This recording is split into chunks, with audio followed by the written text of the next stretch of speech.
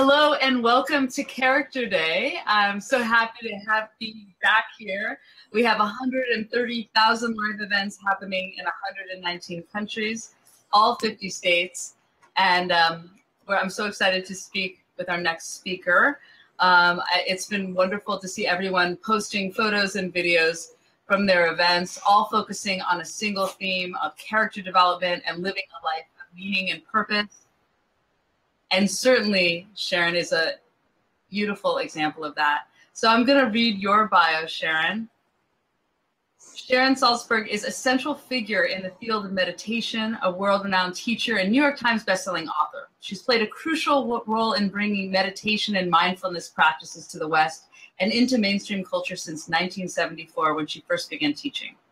She's the co-founder of the Insight Meditation Society and the author of 10 books, including New York Times bestseller Real Happiness, her seminal work Loving Kindness, and her forthcoming release Real Love. Welcome, welcome, Sharon. It's so good to have you. Thank you so much.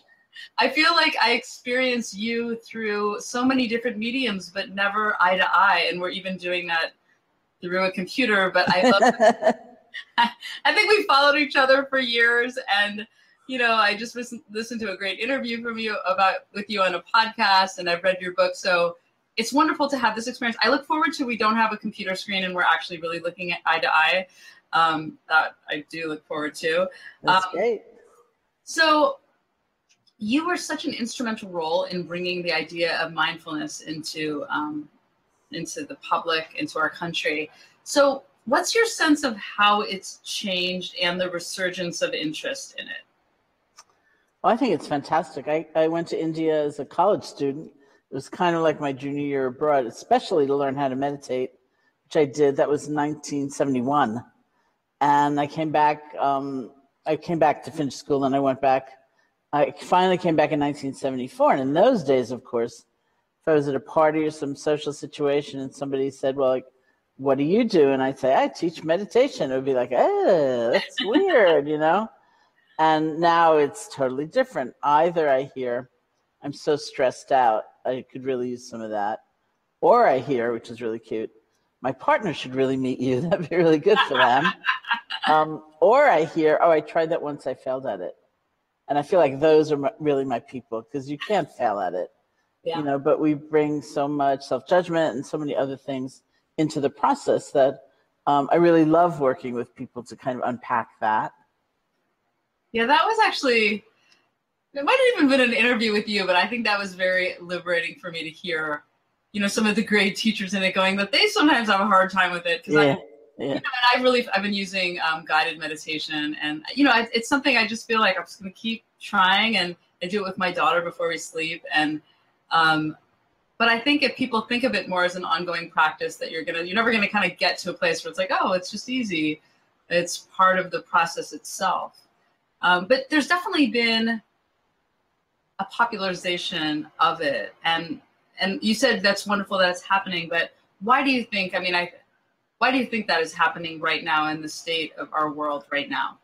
Well, I mean, to some extent, it is a mystery, you know, and especially for somebody like me. I remember the day when like maybe 5 people knew the word mindfulness, you know, and that was like, I have a Google alert on mindfulness. I get those articles every day, you know. I mean, maybe we have a better understanding of stress. And I also think, you know, I think a lot of the social institutions in certainly America, maybe the West, have kind of broken down. There's a great book I quote in Real Love, Bowling Alone. Mm-hmm. Like, people used to have bowling leagues. People used to get together. People maybe more often went to church, you know, or synagogue. And there were ways of coming together and feeling a sense of community, and not feeling so alone, and having a sense of purpose or meaning. Even if you had disagreements about politics or whatever with your neighbors, you were a neighborhood. And I think that has really broken down, and people are looking for other forms and other ways of coming together. Yeah. And, you know, we released a movie today called 30,000 Days, which looks at the history of ideas around meaning and purpose, from the Greek philosophers to all the major religions, to atheists, to just all the different ideas around it. And do you feel like mindfulness, or how do you feel like mindfulness can help you find your sense of purpose or have clarity around it? Mm-hmm.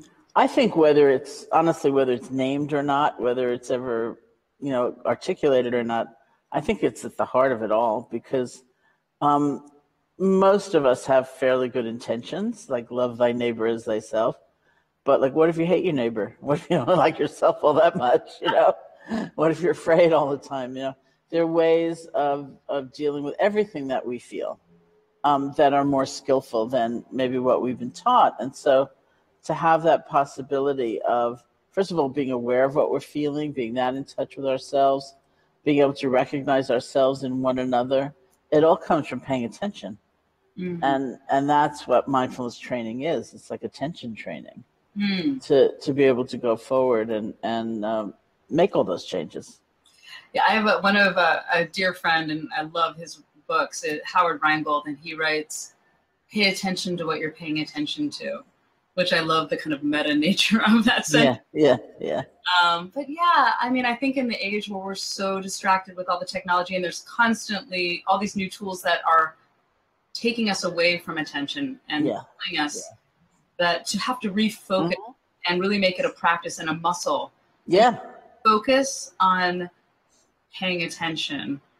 And I think it's the counterbalance to the way that we're living today with our cell phones. And I turn off all technology with my family from Friday night to Saturday night for what we call our technology Shabbats. Nice. And we've done it for 8 years. And it's my moment. That day, that kind of temple in time that Heschel talks about is this day where I really pay attention more carefully. And I'm not saying that in some way that it gives me leeway for the other 6 days, but I know each week that I'm going to get this day that has like a force field around me. And speaking of force fields, I went to Spirit Rock and I went to a wonderful retreat where they're talking about loving kindness, but I can't wait for you to talk about and define in your own words. But I remember it was talked about as a force field. And I often feel like my Shabbats are like these beautiful, compassionate force fields. But could you talk to us about your definition of loving kindness and what that means to you? Loving kindness is actually it's the common translation of a word from Pali, which is the language of the original Buddhist text. And the literal translation is friendship. Huh. So my hesitation around friendship, that loving kindness actually, the inner state of loving kindness doesn't mandate we spend time with somebody. It's like the action you take is also decided by discernment or clarity. You may move to really care about somebody and wish them well, but for whatever reason decide it's not that smart, to spend time with them. And friendship implies to me, let's have dinner, or whatever. So I think of loving kindness as connection, as a powerful sense of connection to ourselves and connection to others. It doesn't mean we like somebody or we approve of them, but we realize our lives have something to do with one another, and that's excluding nobody. It's a much bigger sense of belonging. We all belong to one another in some way, and we need to act in ways that are honoring that instead of feeling such a huge sense of self and other and us and them, and of course these great divides. So I would say connection. It's beautiful. It's like the fabric. I was thinking of the Martin Luther King about like the fabric of inequality in one place. Yeah. So it's like the interconnectedness. Yeah. Also of us all, which is that's right. And there's been it's definitely been a movement in education back to talk about these ideas, which is wonderful as a parent myself and watching how that's so integrated. We never talked about that when I was going to school. So what do you think the role of, there's even at my daughter's school, Park Elementary, like their whole motto is be kinder than necessary. And they talk about these ideas so much more. So that gives me such hope that there's this generation that they're talking about empathy. They're talking about kindness. They're, just as society feels like it's pulling apart and there's so much divisiveness, but yet there is so much focus on it. But what do you think about these ideas being taught in schools? Talk to me a little bit about that, because I'm sure you've seen the whole evolution. Yeah. I think it's wonderful. I think years and years ago, there was an article in the New York Times about a pilot program in Oakland in fourth grade classroom bringing mindfulness to schools. And they asked one of the researchers about it. And he said, no, all day long we tell kids to pay attention, but we never teach them how. Mm. You know, so there's that. And then there's the whole compassion part. In fact, in that same article, they asked one of the kids. So he's in fourth grade. He's 9 or 10 years old. They said to him, what is mindfulness? What is mindfulness? And he said, mindfulness means not hitting someone in the mouth. That's what mindfulness means, which I just loved, you know, like the simple empirical form of yeah, there you go. Because what does it imply? It implies you know that you're angry when you're starting to feel angry, not after you've sent the email, not after you've taken action. That moment, that prefrontal cortex, that like moment, right. Thinking about your actions before you act. And I think with all of, you know, modern technologies, it's just way too easy to act on a thought. When really there should be like a little thing on your phone and your email. It's like, do you like it detects a word and it's, do you really want to send that email? Exactly. I think that'd be perfect. Let's take a moment. Let's just pause and think about that email. Well, it's so funny that there's such a proliferation of apps to try to teach mindfulness. And listen, I use the Calm app. I really like that for meditation. But it feels like so. I mean, I remember there was this one. There was one point where I had my phone, I was really stressed out, and I got like 4 notifications from all these calming, de-stressing apps, and I was like, no, go away from me. Okay, so what we're asking everyone right now on social media, we've been asking people to look at the character strengths, you know, the 24 character strengths that the positive psychology movement used, the virtues that unify all cultures throughout history, and saying, what strengths do you think the world needs more of right now? And, you know, my instinct, the first one I felt like was love. You know, and I tend to use the word love when I'm writing emails to people. I'd love for you to come. I'd love for you to, I don't know, love just feels, and I don't feel like I'm watering it down because I sincerely, I like to spread love, and I think you do too. You have a new book coming out. So it's actually out already. Oh, coming out, but like out in June, yeah. Yeah. So what are your thoughts about love? Yeah. Well, I think about love all the time. Actually, when you read my intro, like Loving Kindness came out 20 years ago. Real Love just came out in June. You know, so I would say love as well. My goal or my desire, my real yearning has been that no matter what the conversation, that love be a part of it.